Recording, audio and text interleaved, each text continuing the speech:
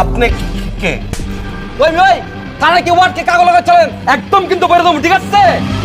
সামনে আসতে যাচ্ছে পবিত্র ঈদুল আজহা, আর সেই দিন উপলক্ষে ছোট পর্দায় নাটকের একটা হিড়িক পড়ে যায়। আজকের ভিডিওতে আমরা জানবো আসন্ন ঈদুল আজহায় আমরা কোন কোন নাটক পেতে যাচ্ছি, এবারের ঈদে আসতে যাচ্ছে এমন কিছু দারুণ নাটকের আপডেট পেতে দেখতে থাকুন একদম শেষ পর্যন্ত। শেষে দারুণ কিছু নাটকের খোঁজ পাবেন, তাই একেবারে পুরো ভিডিওটা দেখার অনুরোধ রইল।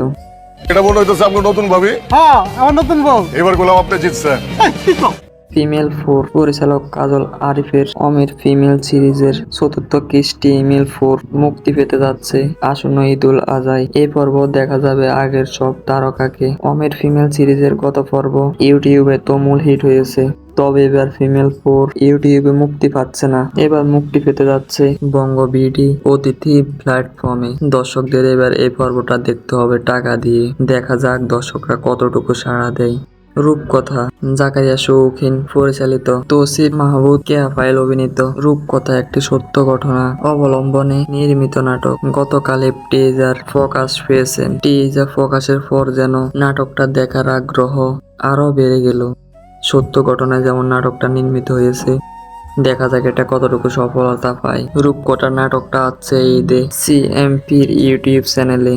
সাফার ব্রেক এবারে ঈদে তৌসিফ মাহমুদ এবং ক্যাফাইল জুট দারুণ একটা ফিকশন আমরা পেতে যাচ্ছি।